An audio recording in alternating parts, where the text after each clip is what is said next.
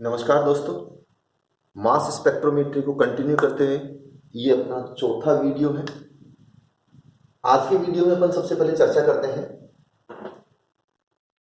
Detection of iodine, कि हम iodine का डिटेक्शन कैसे करें। तो देखिए, ब्रोमीन और क्लोरीन के डिटेक्शन के बारे में मैं दूसरे और तीसरे वीडियो में चर्चा कर चुका हूं। आयोडीन का डिटेक्शन बहुत सिंपल है। दिए गए कंपाउंड के मास स्पेक्ट्रम में यदि आपको 127 पर, कितने पे, 127 पर कोई पीक मिल रही है, साथ ही जो उसकी m प्लस पीक है, उस m प्लस पीक में से 127 अपन सब्ट्रैक्ट कर दे और जो रिमेनिंग वैल्यू आती है उतने m/z पर भी कोई पीक आ रही है, इसका मतलब दिए गए कंपाउंड में आयोडीन प्रेजेंट है। तो हम आयोडीन का डिटेक्शन इस प्रकार से कर सकते हैं। अब अपन एलिमेंटल एनालिसिस में जो नेक्स्ट एलिमेंट लेंगे वो है नाइट्रोजन। तो नाइट्रोजन के लिए नाइट्रोजन रूल दिया गया है। देखो, नाइट्रोजन रूल क्या कहता है, यदि किसी कंपाउंड में ओड नंबर में नाइट्रोजन एटम्स हैं, क्या कह रहा हूं, ओड नंबर में नाइट्रोजन एटम्स हैं, तो उसकी जो m प्लस पी की m/z वैल्यू है वो निश्चित रूप से ओड वैल्यू वाली होगी। या इसको दूसरे शब्दों में मैं कहूं कि जब किसी कंपाउंड के मास स्पेक्ट्रम में m प्लस पीक की m/z वैल्यू यदि ओड है तो उसमें ओड नंबर में नाइट्रोजन एटम्स होंगे, यानी 1, 3, 5 ये नाइट्रोजन एटम्स होंगे। लेकिन यदि उसमें नाइट्रोजन इवन नंबर्स में है अथवा नाइट्रोजन एब्सेंट है, तो उसके जो m प्लस पी की m/z वैल्यू होगी वो इवन नंबर वाली होगी। दूसरे शब्दों में हम क्या कह सकते हैं कि यदि किसी कंपाउंड के मास स्पेक्ट्रम में m प्लस पी की वैल्यू ओड है तो उसमें ओड नंबर में नाइट्रोजन प्रेजेंट होंगी, और यदि इवन नंबर पे है तो या तो उसमें नाइट्रोजन एब्सेंट होंगी या फिर सम संख्या में होंगी, इवन नंबर में होंगी। तो ये नाइट्रोजन रूल है। अब नाइट्रोजन रूल के देखो अपन सिंपल से एग्जांपल ले लेते हैं कि ये अपने पास मान लीजिए कोई कंपाउंड है। चलिए हम कंपाउंड की तरफ भी नहीं जाते हैं, हम तो सीधा वहां जाते हैं कि मान लीजिए दिए गए कंपाउंड की जो m प्लस पीक है उसकी जो m/z वैल्यू है वो m/z वैल्यू कैसी आ रही है, ओड आ रही है। इसका मतलब निश्चित रूप से उस कंपाउंड में क्या होंगे, ओड नंबर में नाइट्रोजन एटम्स, यानी 1, 3, 5 ये हो सकते हैं। तो देखिए इस कंपाउंड के अंदर कितने नाइट्रोजन एटम है, 1 नाइट्रोजन एटम है। यदि किसी कंपाउंड में वापस वही देखेंगे ओड नंबर पे आ रहा है तो वही ओड नंबर में नाइट्रोजन एटम्स होंगे। ये देखिए इसमें 1 नाइट्रोजन एटम आ रहा है, और यदि इसकी m plus P even number पे आ रही है,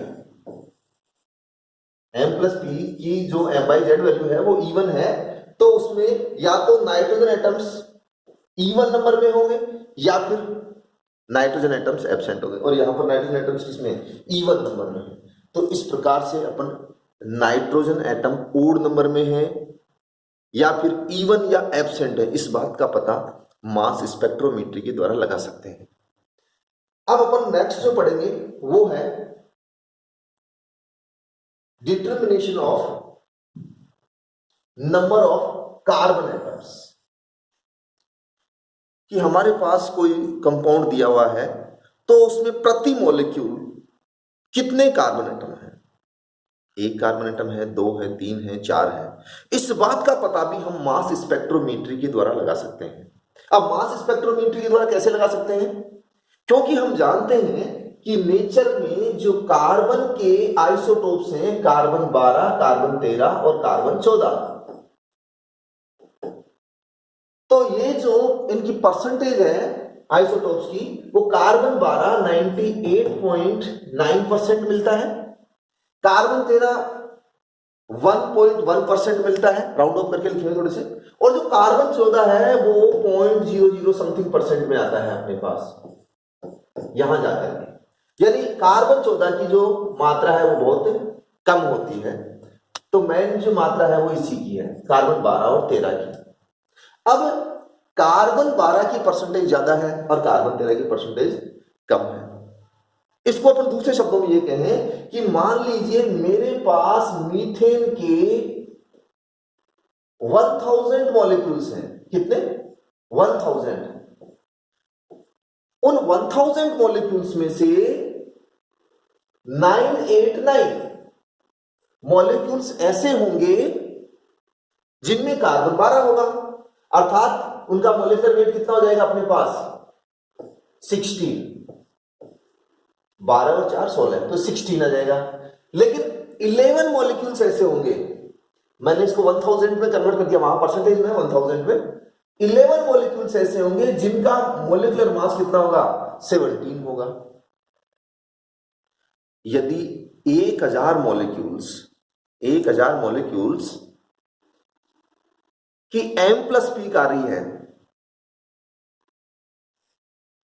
तो उन 1000 में से जो m प्लस पीक आएगी उसकी इंटेंसिटी यदि 989 है, तो जो अपने पास 17 वाला मोलिकुलर मास है, ये 16 लिख दूं m/z और ये कितना लिख दूं? 17 17, इसकी इंटेंसिटी कितनी आएगी अपने पास? 11। या मैं कहूं इसकी इंटेंसिटी यदि 98.9% है, तो जो m प्लस पीक होगी, m प्लस 1 पीक जो होगी, उसकी इंटेंसिटी कितनी होगी? 1.1%। लेकिन यदि कार्बन एटम्स की संख्या बढ़ जाए, जैसे इसमें तो CH4 में एक ही कार्बन है, तब तो अपने पास एक तरह से ये बहुत कम इंटेंसिटी की पीक आएगी। कौन सी? m plus 1 peak. लेकिन जैसे जैसे कार्बन एटम्स की संख्या बढ़ेगी, वैसे वैसे m प्लस 1 पीक की इंटेंसिटी भी बढ़ जाएगी। और जब m प्लस 1 पीक की इंटेंसिटी बढ़ेगी तो इसको पहचानना आसान हो जाएगा और हम इसकी इंटेंसिटी इसके सापेक्ष मेजर कर सकते हैं। बस इस m प्लस 1 पीक की इंटेंसिटी देख करके ही हम कार्बन एटम्स की संख्या का पता लगा सकते हैं। अब कैसे पता लगा सकते हैं?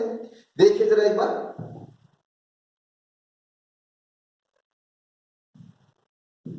कि अपने पास जो m प्लस 1 पीक की इंटेंसिटी है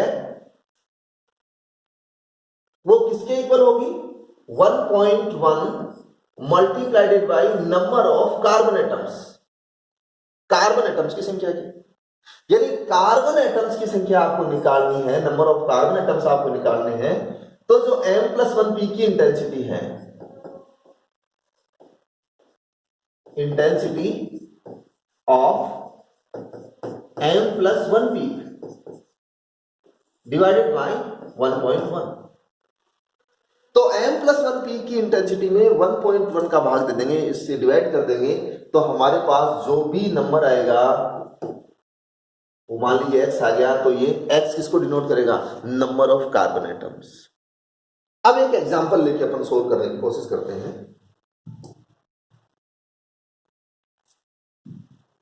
मान लीजिए अपने पास फुलेरिन C60 है, फुलेरिन C60। फुलेरिन के बारे में बहुत सारी एग्जाम्स में क्वेश्चंस पूछे जाते हैं कि जैसे इसमें 5 मेंबर रिंग्स कितनी होती है, 6 मेंबर रिंग्स कितनी होती हैं, 5 मेंबर रिंग्स से किस प्रकार से जुड़ी होती हैं। तो फुलेरिन के बारे में भी मैं आपको थोड़ी सी जानकारी दे दूं। एक फुलेरिन मॉलिक्यूल में अपने पास 12 5 मेंबर रिंग्स होती हैं और 20 6 मेंबर रिंग्स होती हैं।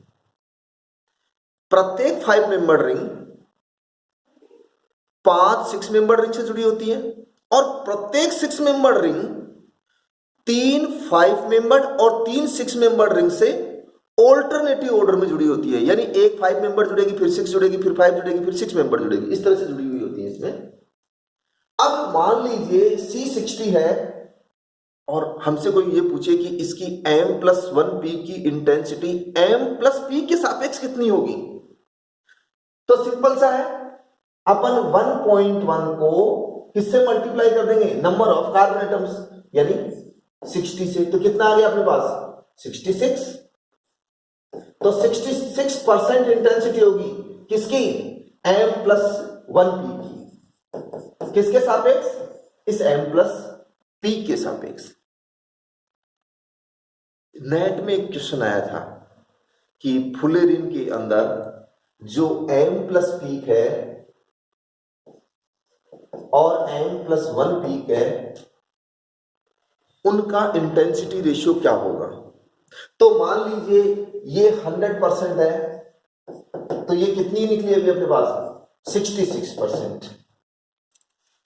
अब एग्जाम में ये परसेंटेज नहीं थी, वहां पर इनका रेशियो था, तो रेशियो क्या हो जाएगा अप्रोक्स 3:2।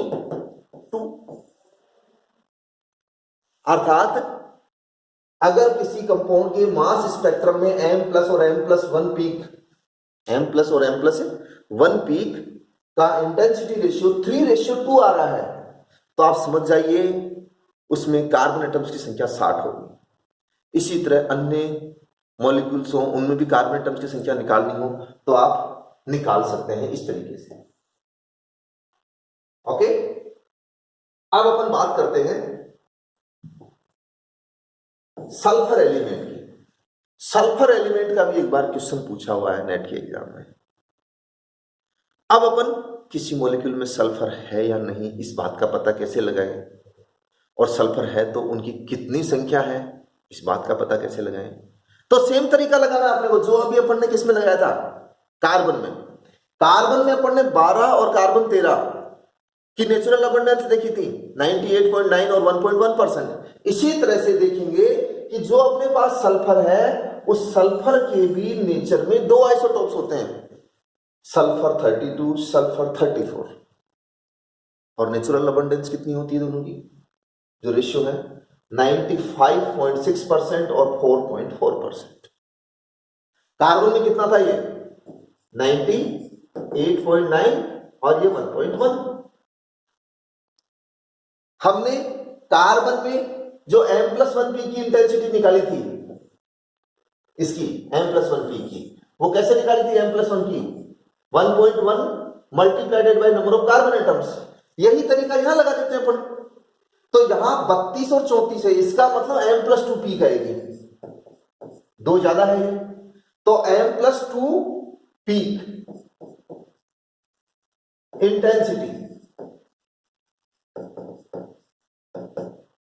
उसमें कार्बन 13 1.1% था, इसमें सल्फर 34 4.4% है, मल्टीप्लाइडेड by number of sulphur atoms. तो सल्फर एटम्स की संख्या को 4.4 से मल्टीप्लाई कर देंगे तो अपने पास क्या जाएगी M+2p की intensity with respect to M+p। अब सल्फर एटम्स की यदि संख्या निकालनी हो तो अपने को पता है सल्फर एटम्स की संख्या निकालनी हो तो 4.4 इधर आ जाएगा, इससे डिवाइड कर देंगे। तो जब M+2p की इंटेंसिटी को 4.4 से डिवाइड करेंगे तो क्या आ जाएगा अपने पास, सल्फर एटम्स की संख्या आ जाएगी।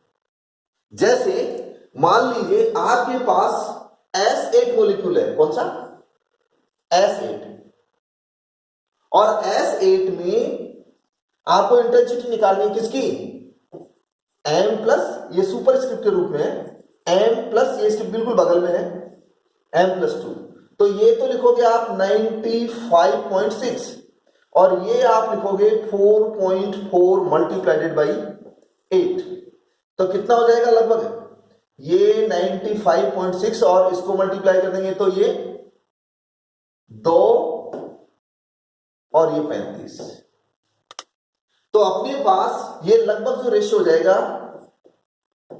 19:7, इसके करीब आ जाएगा अपने पास। तो सल्फर का डिटेक्शन कर सकते हैं मास स्पेक्ट्रोमेट्री के द्वारा, नाइट्रोजन का डिटेक्शन कर सकते हैं, कार्बन एटम्स की संख्या का पता कर सकते हैं, क्लोरीन और ब्रोमीन की प्रेजेंस और एब्सेंस का पता लगा सकते हैं, साथ ही ये कितनी संख्या में प्रति मॉलिक्यूल उस बात का भी अपन पता लगा सकते हैं।